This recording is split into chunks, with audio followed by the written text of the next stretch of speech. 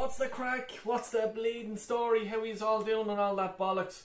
Hope he's are doing well. I just want to start off the show by please smash the fucking granny out of that bleeding subscribe button and hit the likes if you want and share it if you fucking want. If you don't, that's grand. Friday feeling, happy fucking days, red wine settings, get the fuck in there. Cheers. Oh yeah, nice grape that. Tell you, southern Spain that is. Money messing, haven't a fucking clue where it's from. It was in the fucking gaff. Give me that Friday feeling, tough week in work, happy days. Yeah, so where do we start? I just want to start by saying I just had a look there now. Rumours! Oh, I'm Cowboys in the know. He's fucking not, haven't a fucking clue. Just read Barcelona are looking at the Becky B, the fucking dick face. I just don't like the chap. I disagree with everything that he is as a person. I just think he's a fucking knobhead, interested in catwalking. Go, please give up your wages, your contract, quit football and go start modelling. And the state of the clothes you're in, by the way, the fucking state you mate. Seriously, you look like a fucking bell end. But people around you in your little bubble are probably sucking the fucking arse off you, saying, "You look deadly, yay!" You know, fuck off. Anyway, I just read somewhere, probably bullshit, but it got me excited that Barcelona could be interested in him. If they are, oh my god, I'll crawl on me fucking hands and knees to fucking the new camp from Dublin, and I'll fucking jump in a boat and I'll fucking jacky back him all the bleeding way down. I've no problem in doing that. I'll give him any sort of hand he wants. I'll fuck him in my van, in the back of the van. I'll put a mattress there, let him chill out. If we want to, oh sure, he's eco-friendly, so a big diesel van, he'd be freaked out at that. So we'll I don't know, we'll cycle there or something like that. But please, fucking God, getting rid of him. I don't care what club he goes to. I don't care where the fuck it is. Let him go and save the planet over fucking somewhere out of my ear fucking drums and fucking not on me screens and shit like that. I just don't want to see him. Anyway, hope you're all having a good Friday. I'm just doing a reaction here to the press conference. The best young manager in world football had a press conference today. He is fucking unreal. So I just want to give you my opinion of what went on. I'm just on the website themselves, their main hub, their website, and I'll just read out quick. I'm not going to go through it all because most of it's all fucking bullshit. These knobheads who are fucking the press, fucking the journalists, whatever you call the cunts. They're the ones, like, you know, the stupid questions that they're asking. So I'm going to skip through half of them that just don't make any sense. First one was pretty okay on the latest team news. Okay, we all, as fans, we all need to know what's the bleeding story. Everybody is Arteta. Everybody is okay. As you saw, we had Cedric, Fabio and Mead Smith-Rowe play at the under-21s and they look fit. They trained with us all week, so they are available for selection. That's grand. Hopefully, I'm actually looking forward to seeing young Vieira. I hope, like, you know, he's, like, you know, what we're all talking about. Like, you know, good player, stuff like that. Let's see what he's like in the Premier League. You know, Smith Rowe, I hope he gets a run out as well tomorrow. You know, and also I'd be picking Tierney. I'd rather Tierney in fucking left back. Or no, yes, I suppose Zinchenko is doing well there. And look, I have to say it, Shaq is playing well as well.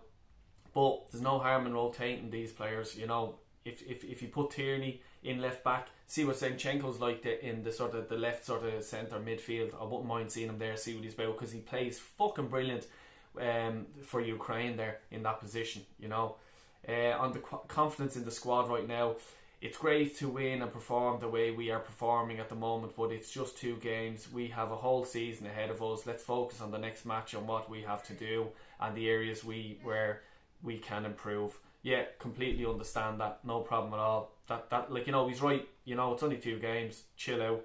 The media hyping all this shit up. Chill the fuck out. I'm getting carried away with our good form. In fairness to Arteta, I don't think he's getting carried away. I think it's the media and some of the fans. You know what I mean? It's 2 fucking games. Like, you know what I mean? We went on a 4 or 5 game unbeaten run, and then we went on a fucking 3 or 4 games defeats. You know what I mean? It can all fucking change like that. What'll happen with these deluded fans that are fucking, oh, we're going to win the league. Can Arsenal win the league? You know, what'll happen then? Poor them. Let's think about them people at the minute. Let's think about them, because what's going to happen to them? They'll go back hugging their blanket and their little teddy bear and back to the box room. You know, let's be real about things here, people. So he just says, it's just 2 games. Yeah, exactly. Yeah, it's the same shite. On the challenge posed by Bournemouth, it will be a really tough match. I've been there many times. Yeah, right. Like, you know, Bournemouth, we should be turning them over. I know it's in Bournemouth, maybe hostile ground, stuff like that. Arsenal, like, we're going for the league, you know, should be able to turn Bournemouth over. No disrespect to Bournemouth. They've done well in the Championship. Premier League's a different story. On the style of Bournemouth's style of play, I think it's a really good mixture between Bournemouth used to do and what Scott is as a manager.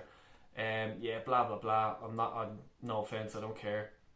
And the coaching philosophy of Scott Parker, really good. I always admire him as a player, his character. I know him personally as well, pretty well, and I'm really happy for him that the way he presents himself and the way he wants to play the game. I think it's great for the game to have managers who want to play the way he wants to play. So he's basically talking about himself as well, like, you know what I mean? On Parker's fashion sense, I think he was always like that as a player as well, and I think he presents himself well.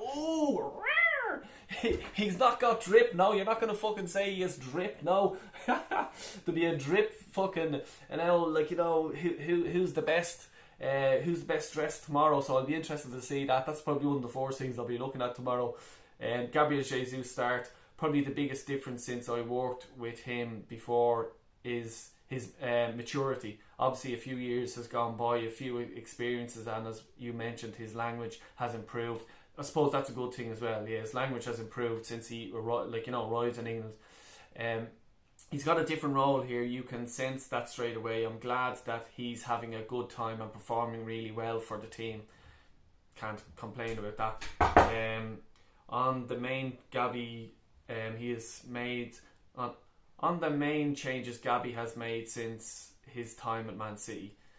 Yeah, he's just fucking kissing his arse. Yeah, I know. On the difference a confident striker can make in the team. Right, fuck off, will you?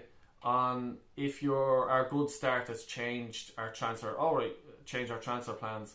Arteta says no, we are still in the same position. Obviously the market gives you a lot of information and something that maybe you expect that you could get, you are not getting, and the same when it's ins and outs. But we are focusing on the players that we have right now and getting the best out of them. So he's just basically talking absolute fucking bullshit there. He doesn't know. It's probably down to Edu and Garlic Head if they're going to let him have a player. You know what I mean? They'll probably have to ring the fucking the Cronkies, see how they going. Is the transfer, is the purse strings open, as they say. So he probably doesn't fucking know. He probably wants Tillemans and whoever else he wants. He doesn't know because he's not in charge of the transfers. Can Edu get it over the line? Let's see, week or whatever left. On senior players appearing in the under-21s, I'm not even going to read this because I think it's not really fair. Like the likes of Cedric, we know what he's about. I know you have to give him fitness and shit like that, but like, you know, the likes of that is holding back a young fella that's in the youth team. Now I know he needs to get fit and all this bollocks, but he's not going to start over Cedric or Tomiyasu. You know what I mean? So why put him in the under-21 squad to fucking give another young fella, tell him to fuck off for a while and Cedric's come on? You know, I don't know. Maybe it's me just fucking being harsh. Like, you know, but fuck it, I don't care. You know. When he starts to look at the league table, will you bleeding stop? Like, well, fucking 2 bleeding games. After 10 or 12 games, I think that's more or less when everything starts to play a little bit and you understand where you are because of the schedule. The fixtures are going to play a big part. I don't focus too much on that, probably at the end of March and April. Yeah, I agree with him there. I have to, like, you know, fuck off, will you? I'm making sure it's only the right players that are brought in. It has to be the right person and it has to be the right player. We want only to bring in the top quality through the door, otherwise it's not worth it. Yeah, fair enough. The attitude, stuff like that, I agree with him 100%. On if the right player doesn't come in and whether he'd be happy with the current squad. Okay, I will be totally happy and focused on getting the best out of our players. Yeah, okay. So he like, you know, he does want other players because let's be honest about it, the bench is fucking shit. The first 11 very good. Bench is shit. On Pepe, what we can communicate, we always do when it's the right moment. We discuss, right, so he's not going to fucking say anything about the transfers. Maitland-Niles, could he be loaned out? Again, we address this, right, fuck off. And Hecky B! What's the update in Hecky B? Not at the moment, no update, and it's like the other situations. Granit Xhaka and how proud he is with him. He doesn't need the armband to be one of the leaders. It's his personality and the way he approaches his professionalism that makes him a special player. I think he's very important to the team. He shows that what we need from him is his performance. So basically, what I'm reading from that is in his contract he has to play every game or 80% of the games. If he doesn't, Arsenal will get a fine. That's what I think. You know, but I have to say, and I'll have to say it again, Xhaka is playing well. In the last few games he's played well. So look, that's the way it is. I still think he's a fucking knob, but let's go from there, you know. On the idea of opening a train session, the Emirates, right, fuck off. What he remembers from his first game in charge against fuck off, against Bournemouth, how he's changed as a manager since then. Piss off, will you? He's hardly going to go, I've gone fucking backwards. And whether now he feels like the team has his stamp on it. Well, if fucking Barby's 4 or 5 transfer windows, he has to be. And whether considering Fabio Vieira on the right, Vieira's versatility is something that's caught our eye.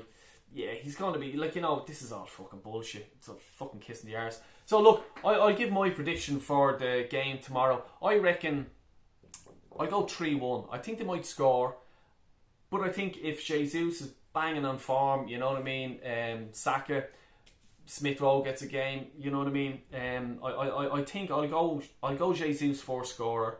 I'll go Odegaard for some reason. I have it in my head he'll score.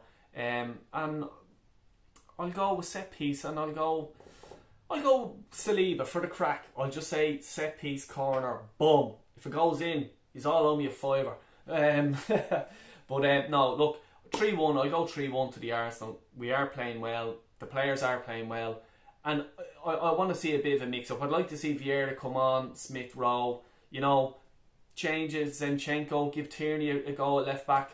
Let's see what happens. I'm looking forward to the game. I'm doing fan cams after the game for anyone who wants to call in and give their say about the game. I'll do it for about a half an hour, 40 minutes or something like that. Because I'll be watching the fight then tomorrow night, the AJ fight. So I'm looking forward to that. So please do. I'm after putting it out there, the link, and hit the notification button and hit the you'll see it coming on and stuff like that. I'll drop the link then into the chat and everyone will go. Lovely stuff. Happy days. Take care. God bless you all.